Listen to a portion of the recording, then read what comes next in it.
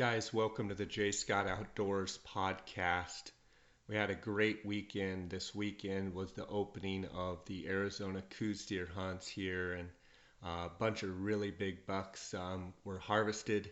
And we're going to be talking today with my hunting partner and business partner, co-owner of Colburn and Scott Outfitters, uh, co-owner of several of our real estate businesses, Darr Colburn. And I just wanted to encourage you guys to take a kid hunting and fishing. Darr was able to take his 10-year-old Paul as well as his 13-year-old Parker on a backpack Coues deer hunt. And this interview was actually taken prior to the hunt, so you're going to get to hear about the prep on that hunt. And we're going to have Darr and maybe his boys on here on a later episode talking about the deer that Paul was able to harvest. Paul shot a deer that is a 4x5 mainframe, just an unbelievable deer that's going to score probably over 120 inches. And to hear the story from Darr, it's amazing. He's so proud, and I'm so proud of them as a family. To hear how the experience went down. But take a kid hunting and fishing, and it's something that if you take them early, they will enjoy it for their whole lives. So give them that gift. Guys, I want to thank you guys, the listeners, for all the support. I get daily emails and text messages, Facebook messages, Instagram messages from you guys, the listeners, and honestly, it really makes my day. I just appreciate the loyal support that you guys have for this podcast. And honestly, without you guys, this podcast would not be here. So I want to thank you for that. If you would like to send me a comment or a question, you can email me at jscottoutdoors@gmail.com. You can follow along our adventures on Instagram at jscottoutdoors and at Darr Colburn. You can follow along on our website, jscottoutdoors.com, YouTube channel jscottoutdoors, Facebook jscottoutdoors. And guys, again, thanks for all your support. Thanks for all the great comments and reviews on iTunes. If you haven't had a chance to do that, I would appreciate that. Go on iTunes and give us a 5-star rating and leave some positive comments. That helps our placement with iTunes. And guys, we are on our way to 1 million downloads here, and it's mind blowing. I want to thank our sponsors, GoHunt.com and Deadeye Outfitters. Without those two sponsors, this podcast has to have a way to pay for itself, and those two sponsors have stepped up and been loyal to the podcast as well, and I want to thank them for that. Guys, I want to tell you about GoHunt.com's October hunt giveaway for insider members. So if you join up for GoHunt.com, you automatically have a chance to win their monthly giveaways. And they've given away some incredible gear, Kuiu sleeping bags and watches and all sorts of great gear. And they've given away some unbelievable hunts, Dall sheep hunt, mule deer hunts, antelope hunts, elk hunts. In this month, October, they are giving away 2 spots to 2 insiders. All you have to do is be an insider member to win, to have a chance to win. 2 spots on a Coues deer hunt in January with Darr Colburn and myself. Lorenzo, the president of GoHunt.com, is also going on the hunt, and 2 insider members are going to get to join us. This is a rut hunt for Coues deer.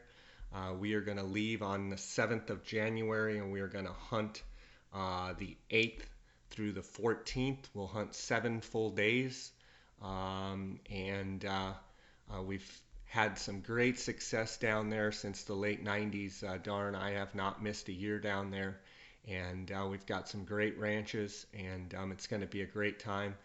It's going to be right at the beginning of the rut, and as each day goes by, the rut will get better. And all you have to do is be a member. And what you need to do is go to gohunt.com/insider, click on the blue Join Now button. And when you click on that Join Now button, not only will you be a member of an unbelievable resource to look at all your hunts and plan all your hunts and strategize for all, and all the planning and strategizing for all your hunts across the West, but you're going to be exposed to being able to win some unbelievable hunts and gear every month. And if you click on the blue Join Now button, GoHunt.com is going to send you a $50 Coues gift card. Obviously, if you've been a fan of the podcast, you've heard the president and founder of Coues, Jason Hairston, on the podcast, and his associate Brendan Burns. And Coues is the gear that Darr and I use. We've been using it since the inception, and we believe in Coues, where you're going to get a $50 Coues gift card from GoHunt.com just for signing up. And if you sign up, you can go to the website, GoHunt.com's website, and review the rules. I believe they've got a deadline for the last day of October, but go to GoHunt.com and check out the rules for the giveaway, the October giveaway, and that Coues deer hunt with Darr Colburn and I. And guys, it's going to be a great opportunity for two members to win this hunt. It's got a $5,500 value per hunter, plus GoHunt.com is giving a $1,000 travel voucher. So a $6,500 value per person, and we're going to have a great time. So hopefully some of the J Scott Outdoors podcast listeners will be the winners. I wanted to make a note here. I forgot to tell you, when you click on the blue Join Now button, you use the J Scott promo code. There'll be a spot for you to put in J Scott, and that's what will get you the $50 Coues gift card. Make sure to use the J Scott offer or J Scott promo code. Guys, I want to thank GoHunt.com. They've been just unbelievable supporter of this podcast. And I also want to make a note. They are paying full price, 100% full price for the Coues deer hunt. We do limited hunts in Mexico, and Lorenzo, this isn't a buddy deal. This is, they're paying for the hunt, so it's going to be an awesome opportunity. Deadeye Outfitters is doing their annual breast cancer awareness t-shirt design again. And Deadeye Outfitters has been a loyal sponsor of this podcast, and they're going to be donating 10% of all proceeds to breast cancer research. The men's and women's t-shirts are available on their website at deadeyeoutfitters.com. Be sure to use the promo code JSCOTT to save 10% on all your purchases. Pick up some Deadeye Outfitters and wear your obsession. Guys, I get feedback all the time from J Scott Outdoors podcast listeners that have gone to the Deadeye Outfitters website and ordered all sorts of gear and t-shirts and hats and hoodies. And Chris Lacey is the designer over there, and he's a world-renowned wildlife artist and does a phenomenal job with the designs. Go check them out at deadeyeoutfitters.com. And guys, I want to thank these sponsors. Without these sponsors, this podcast has to have a way of paying for itself, and keeping it free for you guys. These sponsors. Let's support these sponsors that support this podcast.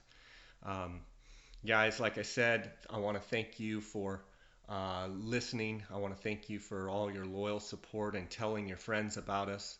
And thank you for sending me all of the messages. Let's get right to the episode with Darr Colburn. I also want to make a note here. Darr Colburn and I share a real estate business together. I got my real estate license in 1997, and I believe Darr started in 2000, maybe 2001. And we've been working together ever since. And we focus on all sorts of real estate across the Metro Phoenix area. So if you're looking to buy or sell a home, or buy or sell a piece of land, looking for rental houses, my dad is a property manager. If you've got a rental house that you need a property manager, uh, each one of us has our own little niche within our business, and we have a full service team. My nephew Jay Pyburn has recently joined the team here about 6 months ago, and if you need anything in regards to real estate, send me an email at jscottoutdoors@gmail.com. You can call me on my office line at 602-996-9910. And Darr and I would love to speak with you. So let's get right to the episode here with Darr Colburn. Welcome to the J. Scott Outdoors podcast. Today I've got my hunting partner, my real estate partner, my co-owner of the guiding and outfitting, Colburn and Scott Outfitters. I've got Darr Colburn with us today. Darr, how you doing? I'm great, Jay. How are you doing? Doing pretty good. Sounds like you've got a busy schedule ahead of you with some hunts that the boys have drawn, and looks like you've got a great 2015 season in front of you. For sure. I'm excited about the fall, for sure. So your wife had max bonus points, and she put in for 13B, one choice rifle, and your thoughts were that if she were fortunate enough to draw the tag, that Parker, if he keeps his grades up, is gonna get that tag. Tell me a little bit about your thought process in that. Well, I mean, she had max points, and there was, I believe, 9 residents left with max points for deer in Arizona. So statistically, she was almost guaranteed to draw the tag. So I've kind of been waiting. The moisture was good this year, so I went for it. Parker's in 8th grade, so I knew once he got into high school, taking an extended period of time off from school is going to get more challenging. So decided this was the year. Well, I know you and I had talked about it last year, and you felt that it would be better if Parker was one more year mature. He's already harvested a Coues deer with his rifle, and he shot a mule deer with his bow. And tell me about your thoughts in, he probably could have drawn the tag last year. Was it more of a moisture condition and quality of conditions this year, or was it more of the fact that you really wanted him to age a little bit more and get a little bit more experience? He shot his Coues deer also last year on the December hunt. Yeah, it was a little bit of both. I would say equally. I weighed him, I would say equal.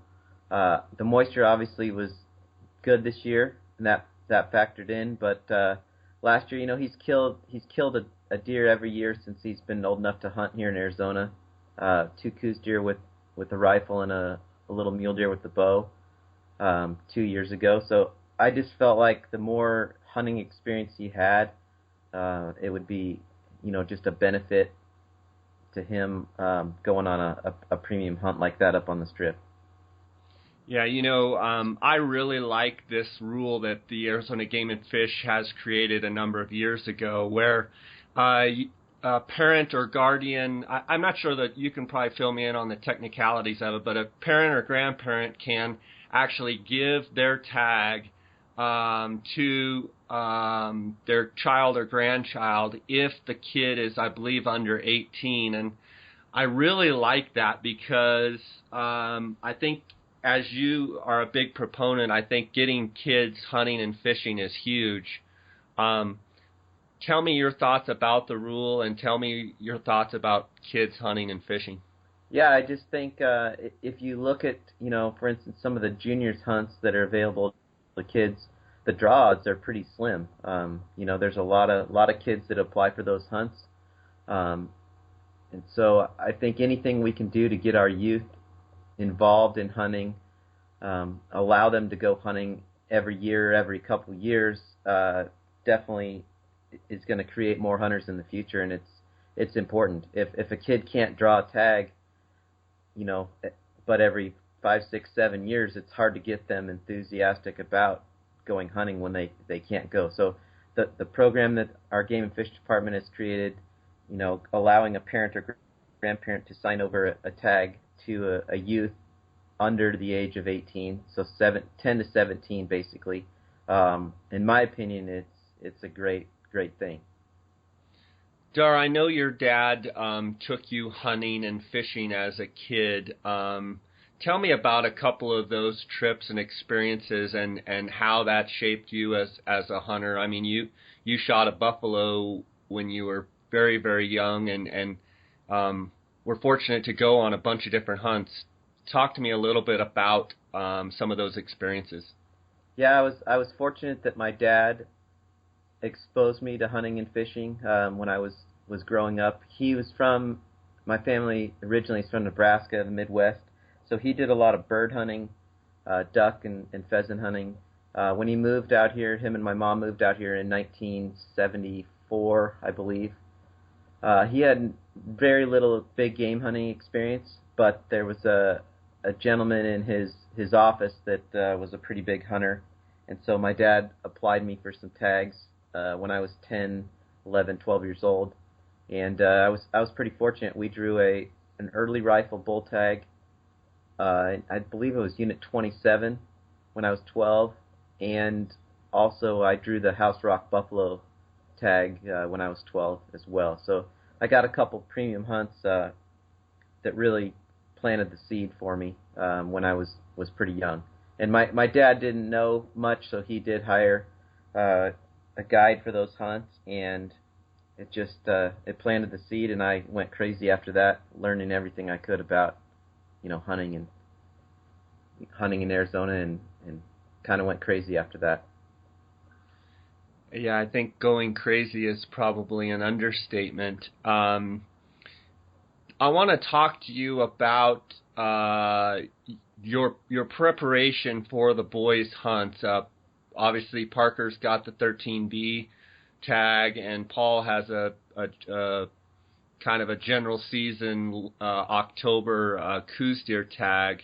And talk to me about a little bit of the strategy of each hunt. Well, with Paul, I'm really excited. He turned 10 last April, so this will be his first year. Actually, he turned 10 this past April, so this will be his first year that he can hunt big game, and he has an October whitetail tag.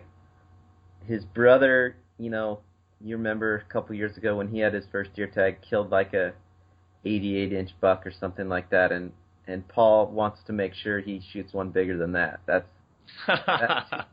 brotherly rivalry. Yeah, his goal. When I've gone out scouting a couple times and found some, just decent little 3-point bucks, and I show them to Paul, and he's like, "Is it bigger than Parker's first buck?" So that's his main concern, is to top his brother, which is great. It'll be a challenge, but I look forward to it. So on those October deer hunts, Darr, I know some of the units have 500, 600, 700 tags. What is your strategy as far as, so you're trying to find a buck bigger than 88 inches? Are you guys going to backpack, or what are your thoughts on that? We might backpack it. I just depends what I see scouting. I found some bucks, just nothing super great. One buck that I know he would shoot, but it's in an area where there'll probably be some people. So it just kind of depends what I find between now and the first part of October. How's it looking out there? It's looking good. I mean, the feed is really good. I think it's going to be a good year. Awesome.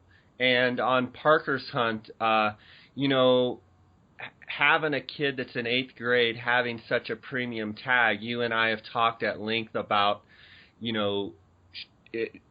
should the pressure of that hunt, wanting to harvest such a big buck, how does all of that play into your mind as far as your attitude and your expectations going into the 13B hunt? Because quite honestly, I mean, he has an opportunity to shoot a buck that he will never ever beat in his lifetime. But I think it's important to have the right mindset going in that, you know, he is a kid and to put a lot of pressure on him. What are your thoughts on all that? Yeah, I know you're absolutely right. I'm not, surprisingly, I'm not feeling any pressure on this hunt at all. My main focus is to go up there and have a great time, and you know, I haven't been to the Strip, so, and neither has Parker, obviously, so it's just going to be an unbelievable experience to get to go hunt country up there and, you know, learn it and, you know we're hunting in places where there's, you know, giant deer.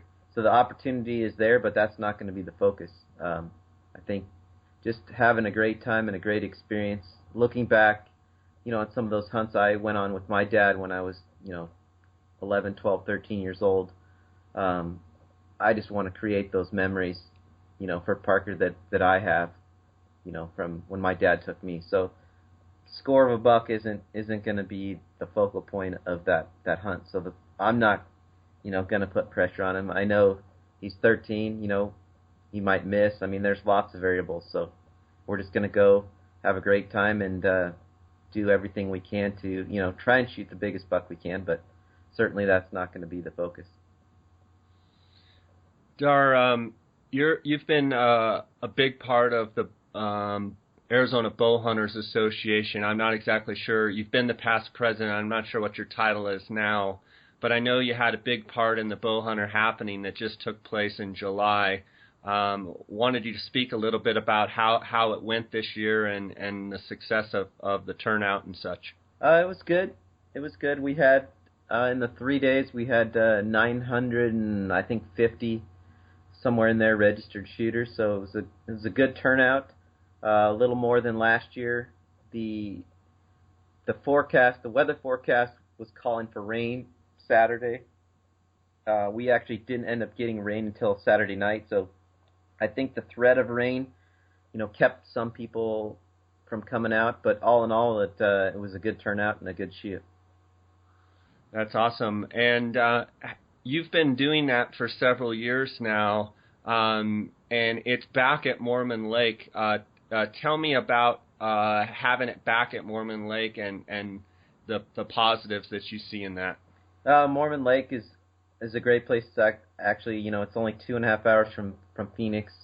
It's pretty centrally located in the state, close to Flagstaff, Prescott, Camp Verde, Payson. So it's definitely a good area. It traditionally was held there for, I think it started in the mid-'70s and was held there. So it's kind of its original home for the bow hunter happening, and it's good to have it back there for sure. Darr, what other wildlife conservation groups do you serve on? I believe you're a board member of. Tell me which other groups you serve on. Well, I've been with the Bow Hunters Association. I was chairman, president on that for 2 years. I've been active on that board for probably 5 or 6 years, and as a part of that, the Bow Hunters Association is a member of Arizona Sportsmen for Wildlife Conservation, which is all the license plates you see in Arizona, the wildlife license plates. Basically, I became a board member on that through the Arizona Bow Hunters Association, so I've been doing that for almost 2 years, and for 2016, I just got voted onto the Arizona Desert Bighorn Sheep Society board. So awesome. Starting to do that as well. Awesome. That's great stuff. Darr, tell me about your 2015 elk season. I know I'm going to miss you up in Unit 9, and tell me why you're not guiding for elk at this moment. Well, it kind of started last year. Was the first year since I think 2001 that I didn't spend the whole month of September, you know, chasing elk. I just decided with my kids, you know, being the ages they are, they have a lot going on with school and extracurricular activities that I didn't want to miss out on being gone, as much. So I just felt like I didn't want to show up a few days before elk season and guide a hunter. If I wanted to guide, I wanted to do it right, like I'd been doing it, and elk just was a big time commitment for me. So I just decided I was going to lay off the elk for a few years and go help when I could, friends or you or whoever. So I kind of made that decision last year, and I'm sticking to it this year again. What is it about the 30-day commitment as far as 2 weeks, at least 2 weeks scouting, every day before the season and then hunting the full 2 weeks with an archery hunter? What is it about that time that you feel is so important? I guess as far as from an elk scouting standpoint, why is it important to be out there a couple weeks before the season starts? Well, I mean, if you're looking for the type of bulls that our hunters, usually are looking for or that we want to harvest, it's just an important time. That first part of September, those bulls start to bugle. They're moving around, so it's critical in my eyes and your eyes as well, because you obviously take the same amount of time. It's just an important time to be in the field prior to the hunt when things are moving around and starting to bugle, starting to, those bulls are starting to get with the cows. It's the most important time before the hunt, in my opinion. Yeah, I mean, I'm going to agree with you on that. I think a lot of people scout so much over the summer, and then they end up, working and then showing up on Thursday before the hunt starts. And, in my opinion, I think the 10 or 14 days immediately prior to the season starting is absolutely critical in trying to establish and find where that big bull that you're looking for is, because as you know, they move a lot from the time from velvet time in the summer to rut time. So totally understand. I'm going to miss you. Hopefully you can come up and glass a few days here and there. I want to talk to you about our real estate. You and I have been working in real estate for a long time. I got my real estate license in, I believe, 1997, and I believe you got yours in 2002, but I'll let you correct me. 2000, I think. 2000, okay. And, starting out, when you hopped on, we immediately, I had been buying and selling and working the land market in the Metro Phoenix area, and you and I kind of took two areas, and you worked your area and I worked mine, and then you helped me, I helped you, and we had a successful real estate company buying and selling to builders and developers and what have you. And we pretty much just focused on land till about 2008 when the market crashed. And since then, you have branched out and really became a full-service real estate agent, sold a bunch of houses, and I wanted to ask you about the real estate market and how things are going for you and how the home sales are going for you. Our market's good here in the Metro Phoenix area. Prices aren't back to where they were in the heyday, but that's probably a good thing. But our market seems to be getting better. There's lots of new construction going on, which is always a good sign.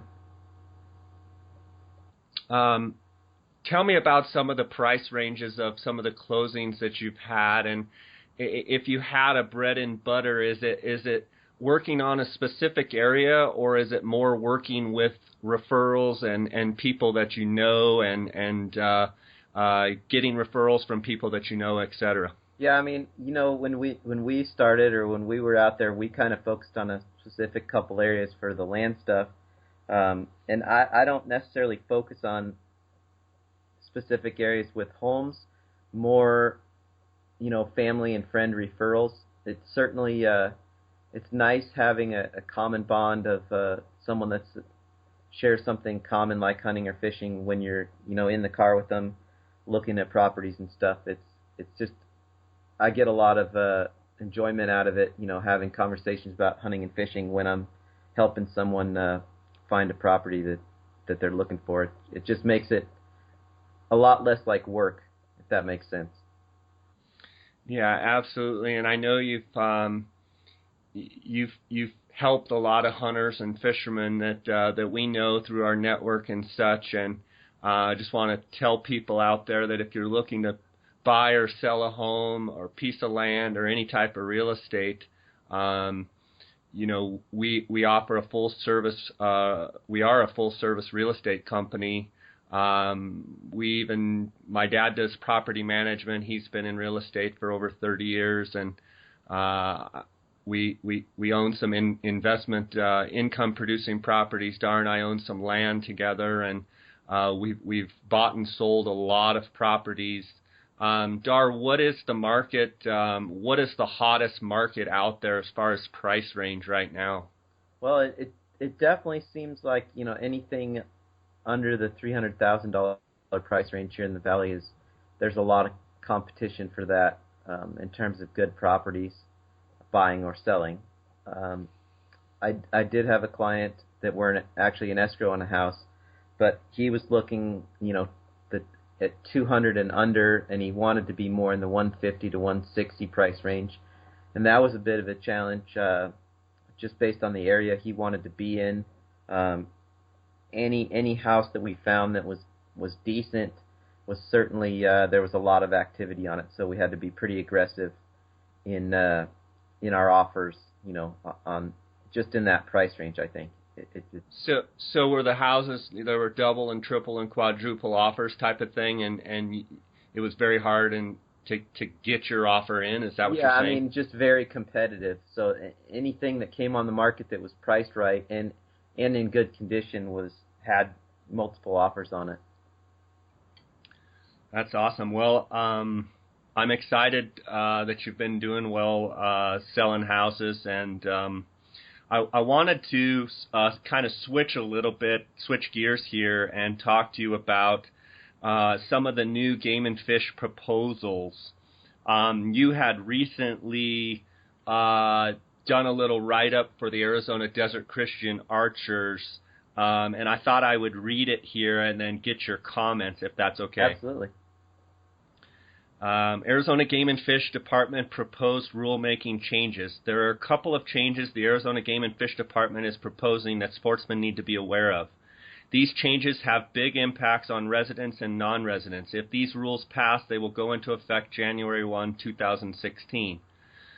R12-4-114. The proposed change is to establish that the department shall not issue more than 50% of the hunt permit tags available to non-residents through the initial bonus point pass of the computer draw to increase opportunity for non-residents with less than maximum or lower bonus points. To break this down, I will use Unit 9 archery hunt as an example. This hunt has 100 tags, and up to 10% or 10 tags are available to non-residents. Also, 20% of those tags for each hunt number go to people who have the most points. So normally, non-residents have more points than residents for this hunt, so 10 non-resident tags are issued in the bonus point pass. So essentially, the 10% non-resident cap is reached before the random part of the draw, where your first and second choices are looked at. What this means is that on most of the high-demand trophy hunts for deer, elk, antelope, the non-resident 10% cap is reached before the random part of the draw, and if you're a non-resident and do not have the highest number of bonus points, you have no chance, zero chance at all of drawing a tag. Under the proposed change, only 5 tags, 50% of the tags, available to non-residents will go in the bonus point pass, and 15 tags, 15%, will go to residents with the most points. The other tags available to non-residents will be issued in random part of the draw, but there is no guarantee that they will go to non-residents. This actually helps non-residents who have few bonus points, giving them statistical chance to draw every year, but reduces the chances by half of the non-residents who have enough points to draw in the bonus point pass. This change also will help residents' chances to draw, in my opinion. So in your opinion, people that don't have max points that are non-residents will actually have a 5% chance in the random draw. Is that how I read this, Darr? Well, I don't know, not 5% chance, but basically they're setting aside 5%, up to 5% of the tags for that hunt number. So for the Unit 9 archery hunt, that would be 5 tags, because there's 100 tags on that hunt. 5 tags used to be issued in the max point pool. They're taking those tags out and putting them in the random part of the draw, so that essentially everybody has a chance. Every resident has a chance every year.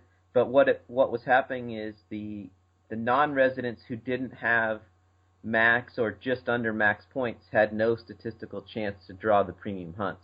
So basically, the Game and Fish is trying to make it statistically possible for any non-resident to draw a premium tag or have a chance to draw a premium tag, which in turn, hopefully, they're hoping that they will get more applications. And from my perspective, if I was a non-resident with tons of points, obviously I would be disappointed in this. Correct. But as soon as they draw their tag, they go back into the pool with everybody else that's a non-resident that has less than max, and they actually have a chance to draw the tag the very next year. Correct. From a resident looking in on this proposal, I think it's great for non-residents because it will allow them to have a statistical chance, although it's a small chance. Yep. I see it as a good proposal, good change. It is a good change if you're not one of the people that's been applying for 20 or 30 years in Arizona, and you've paid your money every year, and you're sitting at the top of the list. But I mean, those people with high points still have. They will still get some of the max point tags, correct? They absolutely will, but what it's going to do, and this is my opinion, but what it's going to do is, let's say if it takes 18 points, it's been taking 17, 18 points to draw the Unit 9 archery bull tag, let's say, and they're giving 10 tags a year to non-residents with the most points. Now all of a sudden they're giving, and let's just say there's 100 people with that many points, non-residents with that many points. 10 of those a year are getting taken out of the pool because they're drawing. Now only 5. So what it's going to do, I think, is going to create a little bit of point creep, where now it's going to start taking more points to be guaranteed to draw those tags. Yeah. So, I think there's pluses and minuses to both sides. All in all, I think it's probably good because it gives anyone the opportunity to draw the tag, whether you have 1 point or no points. And if we're trying to get people to hunt, if they don't have a statistical chance to draw the tag, then they're not going to even apply. Yeah, that's a good point. The next proposed rule change is probably a little bit more controversial. It's R12-4-118. This proposed change deals with tag surrender. Under this change, you will be able to turn your tag in up to the day before the hunt and receive your bonus points back, plus the one you would have received that year for that species. In order to be able to surrender your tag, you will have to sign up and pay a yearly membership fee, which is unknown at this time. You will have to sign up for the membership and pay the fee prior to application period deadline for that species. You also will only be able to turn your tag in one time before you will be forced to use your points for that species. So if you turn your tag in once for a species, for that next time you draw a tag for that species, you will not be able to turn your tag in, and your points for that species will be reset. So from what you're saying, if I had max points for deer and I signed up for the membership and I drew the tag, but something happened in my work schedule or what have you, and I couldn't hunt, as long as I surrendered the tag before the season starts, I would actually get my points back. I would do I lose my money for the tag fee? Yeah, you do lose your money for the tag fee. Okay, so whatever the tag fee costs, I lose that, but I get to keep my points, which means I can apply next year and with my same points plus the point that I would have gained for that year, right? Correct. But the next year, if I draw again, I've already used up my one-time tag surrender. Correct. So okay. So they put that in there so that you can't just keep drawing it until you want to go hunt. So in other words, you could go scout for a big giant buck. If you don't find him, you give your tag back. And you draw the next year, you scout for a big buck. You don't find him, you give your tag back. They're trying to eliminate that. Yes, yes. My question is, I know this has been controversial, and I know we don't know what the membership fee, but it seems like a very reasonable rule change to me, I mean, on the surface of it. Definitely. I think it's a good change. Obviously, the membership fee is a concern to people, depending. Do you have any idea what is it a $10 or $100? Do we have any idea? We don't really have an idea. I'm sure they'll make it reasonable, but some of the complaints I've heard is that you have a family of 5 or 6 and everybody's got to pay a $20 membership fee every year. It's just adding to the cost. Well, they don't have to, right? You don't have to join the membership. No, correct. They don't have to. Okay. But so, and that argument goes back to creating different classes of hunters. That you got one class that doesn't pay the membership, and one class that does. I know it's optional, but one of the arguments I've heard is that you're creating different classes. You know what I mean? Yes, I understand optional, that. Even though it is optional, but keep in mind that this is a money-making, a revenue source for the department.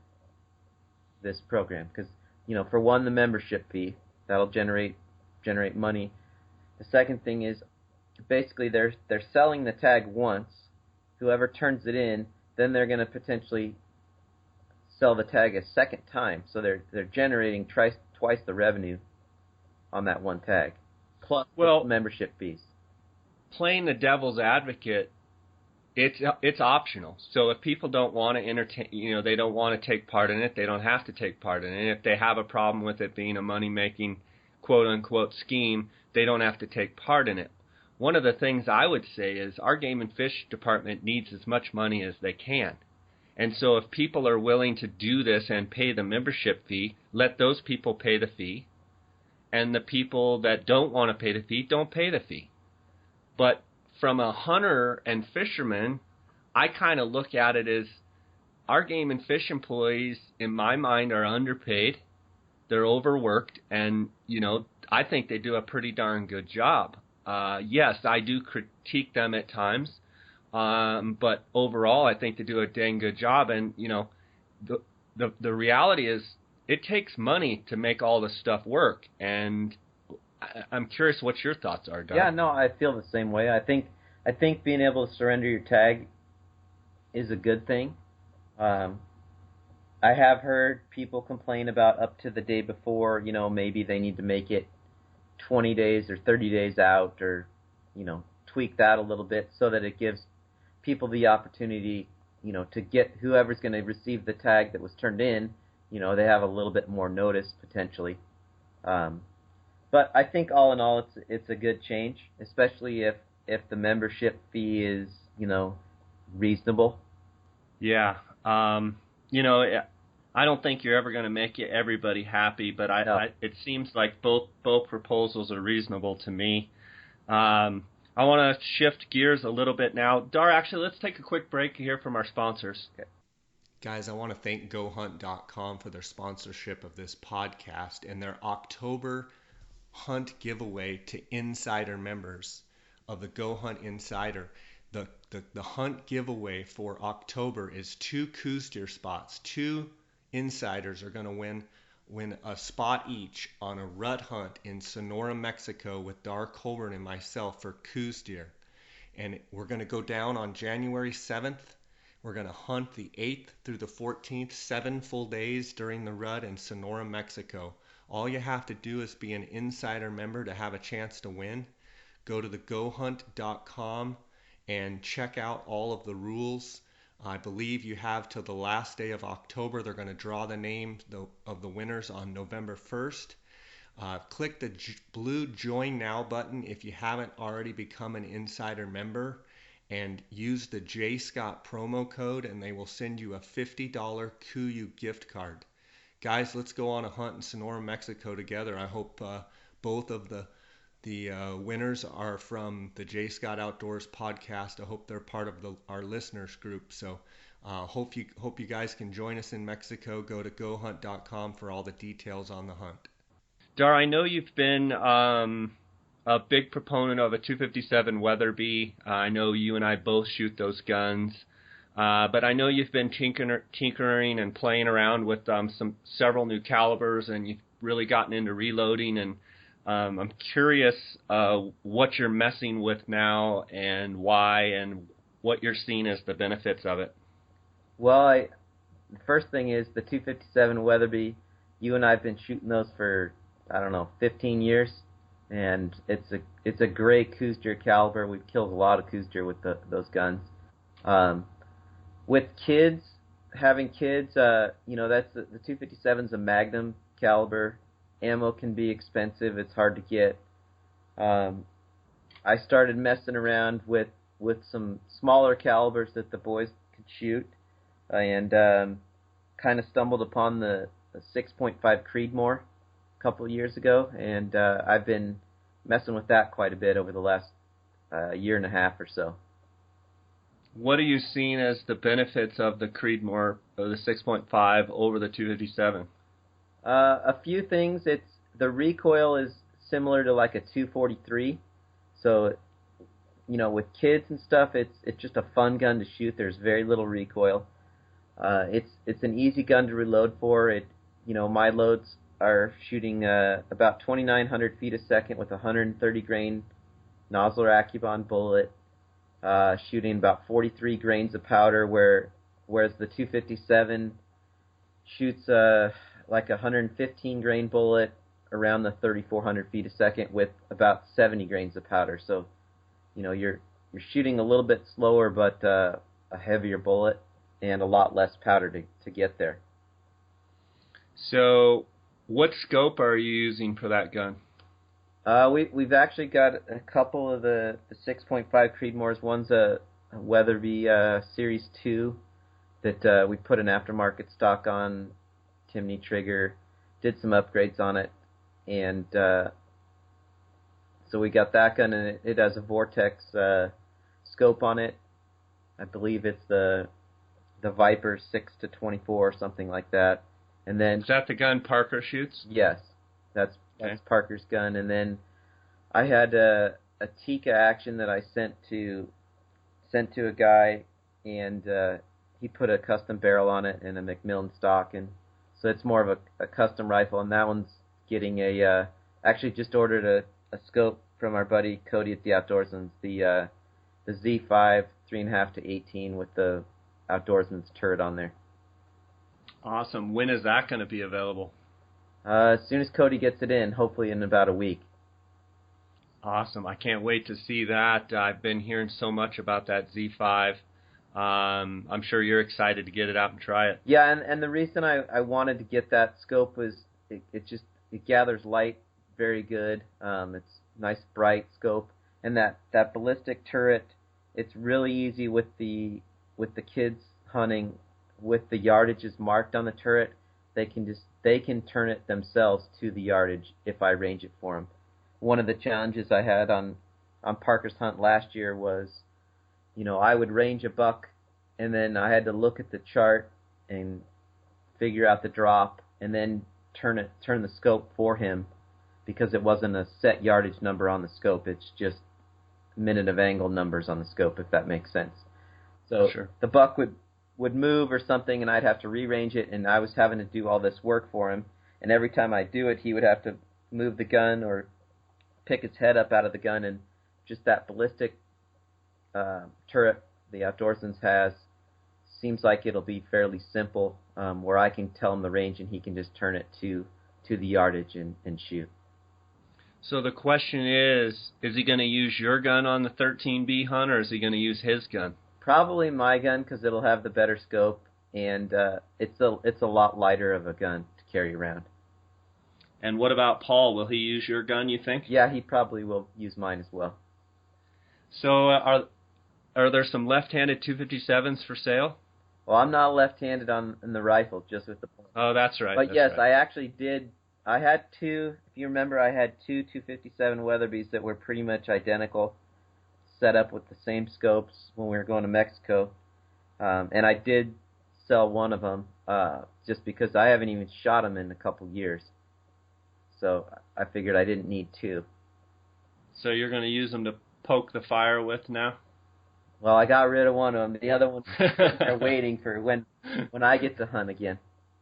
I gotcha. So if you're going to Mexico tomorrow to hunt Coues deer, and let's say your Creedmoor, your 6.5 is ready to roll with the scope and the Z5 scope and everything, and you got to grab the gun, and there's a 120-inch buck staying there, which one are you grabbing?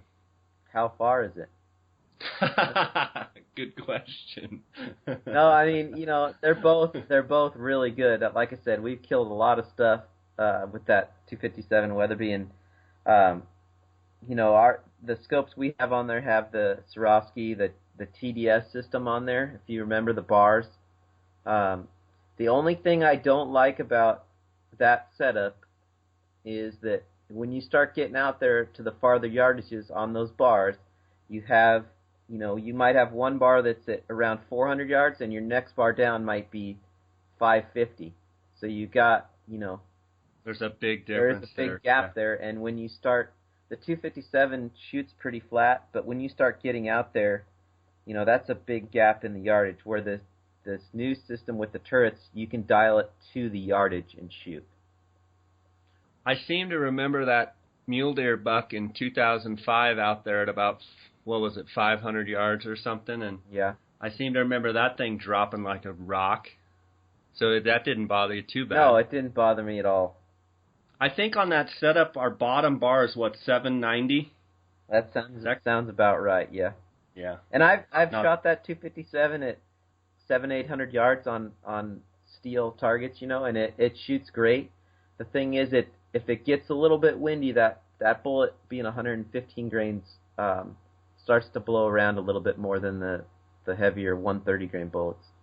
So you think 15 more grains with a little bit of wind, you're going to have more stability with the 6.5? Yes, and the 6.5 has a huge bullet selection. There's so many bullets available for that gun. You can shoot up to like 140 grain bullet, and every manufacturer makes tons of, different bullets for that caliber. Whereas the 257 Weatherby, there's only really a handful, 2 or 3 different bullets that I like for that caliber. So it's, it's just I really like that Creedmoor because you can go shoot 30, 40 rounds out of it, and it doesn't beat you up at all. It's very inexpensive to shoot. No recoil. It shoots pretty flat.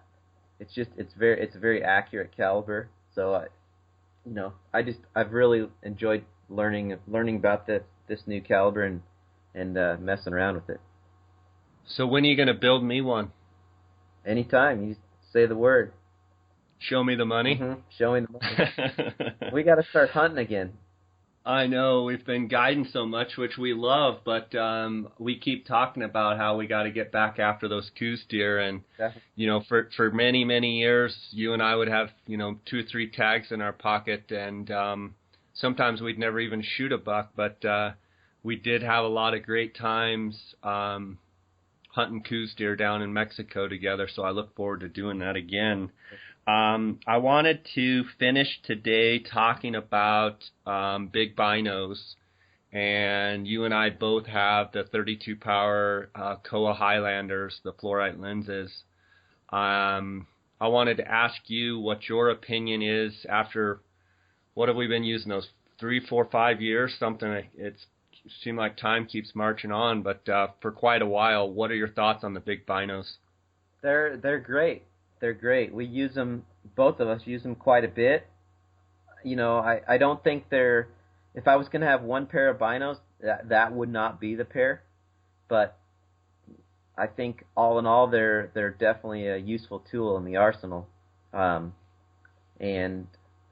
found a lot of good animals with the big binos.